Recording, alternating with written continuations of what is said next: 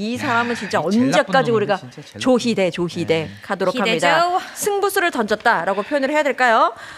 내란 전담 재판부 설치법과 이것에 대응하여서 조희대 대법원이 발표한 자체 예규가 갑자기 나옵니다. 근데 사실 민주당이 추진하는 그 법안과 비교했을 때 형식 다르고 권한의 무게 다르고요.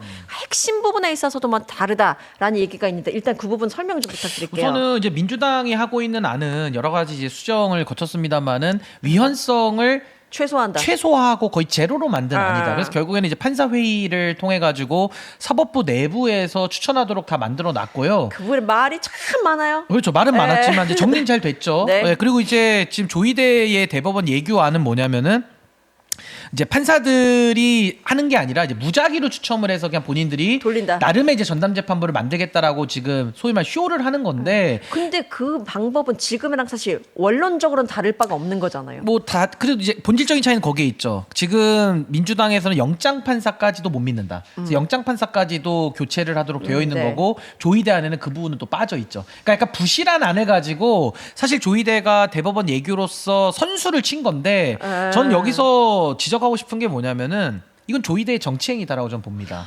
왜냐하면 이게 무슨 뭐 꼼수, 뭐 뒷북 꼼수 이렇게 규정을 하는데 전 명백한 이건 정치행위라고 봐요. 왜 그 가장 단적인 예가 뭐냐? 대법원에서 예규로 이제 국회에서 방맹이 때린다고 하니까 갑자기 위헌성 시비 걸다가 그렇죠. 이 예규로 이걸 던졌는데 그 다음날 사설 한번 보십시오. 모든 사설에서 다 민주당 안을 비판하고 있습니다. 맞아요. 그러니까 이게 저는 대법원의 옷을 입고 지금 법원이 여전히 민주당과의 대립점에서 정치행위를 하고 있다라고 좀 규정을 하고 있기 때문에 사실 저는 이번에 이건 제 그냥 사적인 아이디어입니다만은 네. 그냥 민주당이 가지고 있는 모든 사법개혁안을 다 저는 보류하고 그냥 조희대 탄핵으로 저는 그냥 밀어붙였으면 어땠을까 싶었어요. 왜냐하면 이게 정치행위라는 거는요 한 번 넘어가면 또 합니다. 또 넘어가면 또 하거든요. 맞아요. 근데 이게 사법부가 정치질을 한다는 건요 있을 수가 없는 일입니다. 그래서 저는 이번에 조희대 경찰청장 탄핵에서 전부 인용 나왔잖아요. 네. 아니 과거에 박성재나 이상민은 탄핵에서 기각이 나오는데 왜 조지호? 왜 조지호는 경찰청장. 탄핵에서 8대 0으로 인용이 나올까요? 이거 한번 생각해 보셨어요? 경찰. 아니 그러니까 경찰이 가지고 있는 책무의 중대성 때문에 탄핵이 나오는 거예요. 그럼 같은 논리로 법원에서 정치를 한다? 이거는 탄핵을 안 시킬래야 안 시킬 수 없는 지경까지 저는 이미 흘러왔다라는 생각이 드는데 근데 아마 이제 민주당에서는 워낙 이제 덩치가 큰 당이고 여러 가지 정무적인 판단이 좀 있기 때문에 제가 지금 얘기한 만큼까지는 못 오겠지만 저는 그렇다면 차선책으로라도 뭐 예규고 나발이고 간에 일단은 민주당에서 지금 하겠다라는 법안 자체가 전혀 위헌성이 없고 위헌에 대한 시비가 걸리더라도 저는 헌법재판소에서 합헌이 나올 걸로 확신하기 때문에 전 충분히 이 부분은 전 밀어붙이는 것이 마땅하다. 전 그렇게 봅니다. 아니 저는 얼마나 웃긴 인간이야 조희대가. 정말 정치 행위를 시작했다고 말씀하신 걸 전 100% 동의하는 게 정말 수년 수십 년 동안 검찰은요 저는 검찰당이라고 생각하거든요.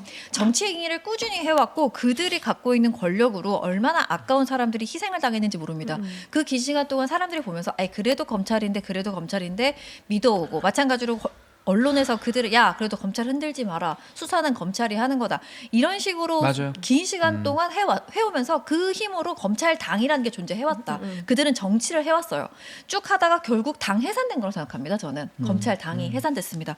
이번에는 법원당이 조희대가 앞장서서 그 뒤에 지기현 있고 영장 판사들 이상하게 계속 기각내는 저 판사들을 쪼르륵 나는 졸개들이 쪼르륵 앞장서서 전당대회 했다고 보는 거예요.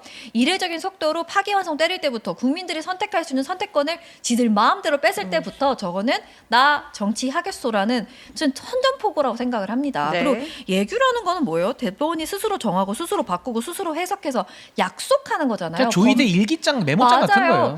이 약속이라는 건 얼마나 힘이 없느냐. 우리 목련꽃 피면은 뭐 김포가 뭐 어디 서울에 들어간다고 그런 나발을 분 자가 존재하는데 됐나요? 안 됐어요. 그냥 약속이야. 뭐 누구 안 지키면 어쩔 건데. 아무 어쩔 수 없는 거예요. 이거를 믿고 우리가 오케이 해준다? 아 이거 안 될 일이죠. 네. 본인들이 빤스 벗고 나 이제 정치 하겠소라고 했는데 왜 우리가 그걸 봐줍니까? 방금 저는 방법이야. 강론이야 사람들이 뭐 다르게 방금 나는 탄핵을 하는 게 맞다고 생각하고 그럴 수 있죠. 아니면 나는 법을 계속 밀고 가는 게 맞다고 주장하는 사람 있을 수 있죠. 네. 강론이야 다를 수 있습니다만 저는 큰 줄기를 이들은 정치 행위를 시작했다는 거에 모두 동의해야 된다고 그쵸. 생각합니다. 그러니까 저는 그게 아쉬운 게 그거예요.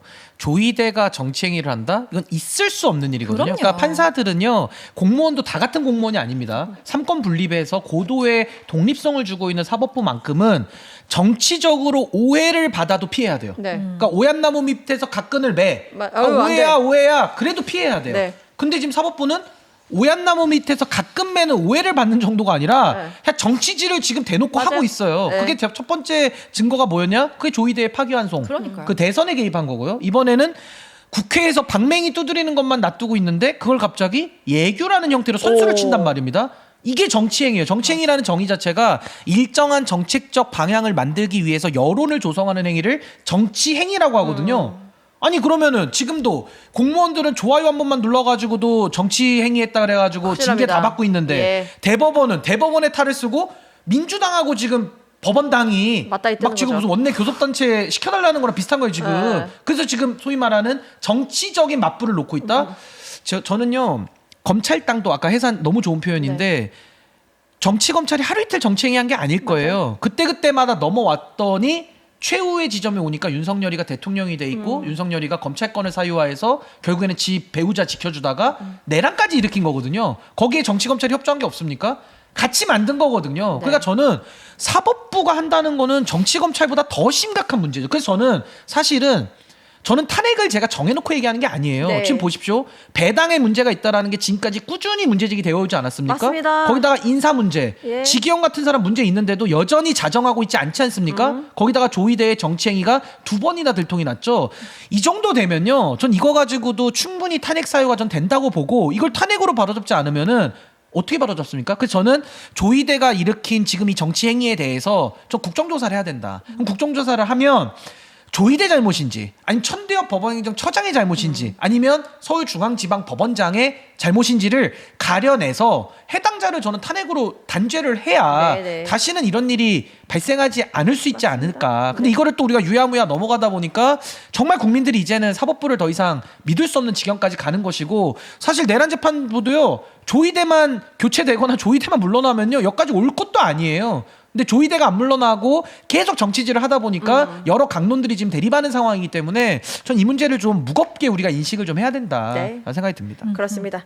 뭐 정치 행위에 대해서 말씀을 하셨는데 사실 정치 행위라는 것도 굉장히 높여친 것 같고요. 정치병에 걸린 사람들은 정론으로 들어갈 수가 없어요. 근데 딱 보니까